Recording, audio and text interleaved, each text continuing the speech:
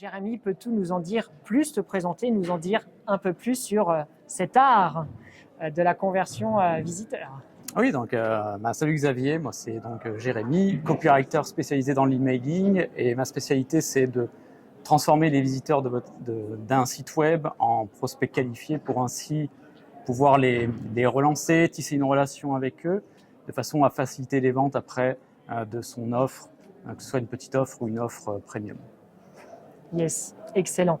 Alors, quelles sont on va dire, les 3 premières étapes, 5 premières étapes à respecter dans l'ordre pour que cette chose se passe bien?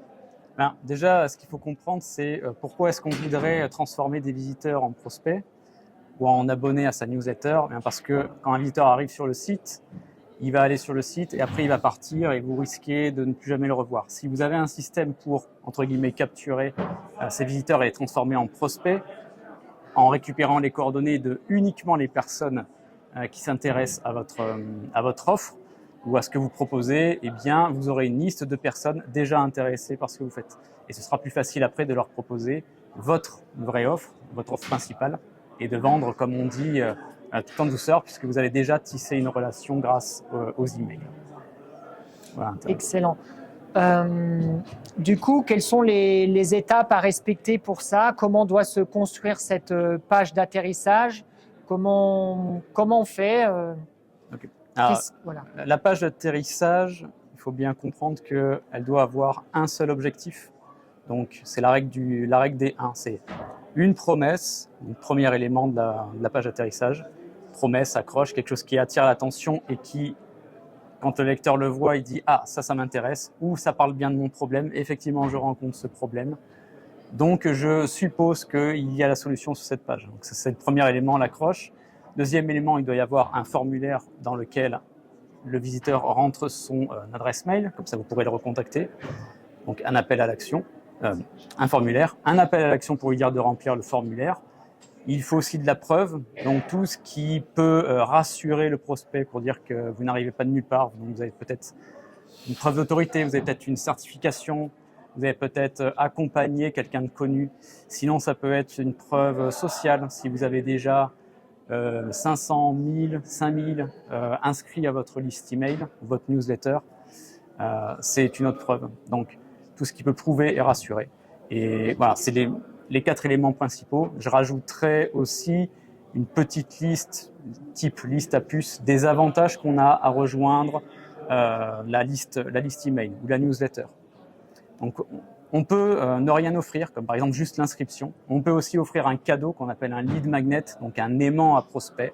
C'est quelque chose que le prospect va obtenir juste après son inscription. Ça peut être un e-book, ça peut être une vidéo, un atelier, un enregistrement de séminaire, ça peut être une checklist, voilà, quelque chose de, je dirais, simple, rapide à consommer et qui surtout apporte de la valeur. Parce que le prospect se demande toujours en quoi ça m'intéresse, en quoi ça va m'aider. Excellent. Et comment on conçoit le meilleur lead magnet possible? La première chose, c'est de comprendre son marché et de savoir quel est son problème. Et la façon de structurer le lead magnet, c'est qu'en une phrase, le prospect comprenne que c'est bien à moi que ça s'adresse, c'est bien mon problème, et ce lead magnet va au moins être un début de solution. Il est gratuit, donc il n'y a pas de risque, mais il faut quand même rentrer ses coordonnées pour l'obtenir. Donc le bon lead magnet, c'est quelque chose, donc je dirais, qui répond à un problème qui existe, n'inventez pas un problème, et qui permet d'avoir un début de solution, mais facilement. C'est pour ça que proposez pas un e-book de 500 pages, pas qu'on se dise il faut que je consomme 500 pages pour avoir la réponse. Non, offrez plutôt une fiche PDF ou un petit e-book, ça peut marcher, mais il faut qu'il soit court, concis. Pareil pour les vidéos, ça peut être une conférence d'1h30, ça peut être un atelier de 15 minutes. Tout est possible, il faut qu'on puisse voir qu'on captera la valeur du lead magnet rapidement. Les gens n'ont pas le temps. Les gens n'ont pas le temps. Vous n'avez pas le temps, mais vous êtes encore en train de regarder cette vidéo, c'est bien. Enfin, quels sont les 3 éléments les plus rapidement accessibles pour connaître son marché par rapport à l'offre qu'on envisage de proposer? Alors, il y a différentes façons d'étudier son marché. Si vous avez déjà votre réseau proche, donc demandez simplement à votre réseau de soit répondre à un petit questionnaire, soit mieux de prendre un rendez-vous type Zoom en visio. Il y a le fait de faire de la publicité qui permet, si vous avez un budget à y consacrer, la publicité avec plusieurs tests, plusieurs pubs différentes qui testent des promesses différentes, des problèmes différents, voir la pub qui fonctionne le mieux, c'est d'une façon, de façon gratuite, façon payante.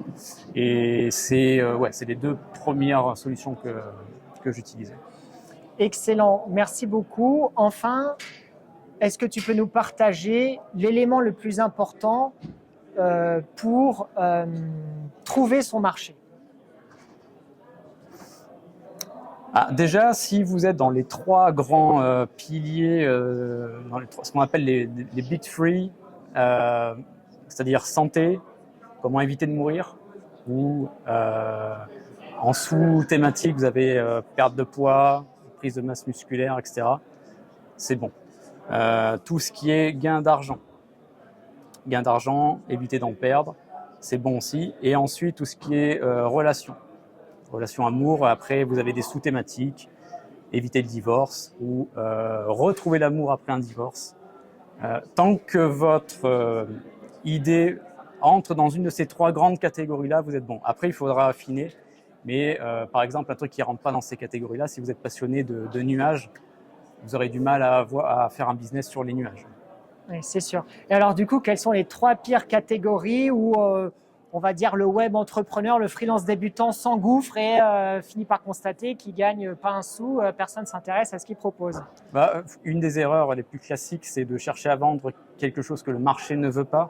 Ça paraît énorme, mais en fait, c'est une erreur très commune. Et l'autre crime, c'est d'être trop générique. Voilà, dire je suis coach en développement personnel, c'est trop vague.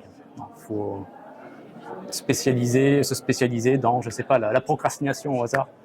Voilà, pour la santé, vous allez parler peut-être, je sais pas, d'une méthode en particulier, le jeûne intermittent, ou prise de muscle. Vous allez, pareil, vous sous-nicher, vous spécialiser dans une certaine méthode de prise de masse musculaire, etc. Excellent, merci beaucoup d'avoir répondu à mes questions. Avec plaisir. N'hésitez pas à poser les vôtres dans le champ des commentaires. Vous retrouverez les coordonnées de Jérémy également ci-dessous. Merci de votre attention. N'hésitez pas à partager la vidéo si vous pensez que ça peut servir à quelqu'un que vous connaissez. À bientôt. Top. Merci Jérémy. Je t'en prie.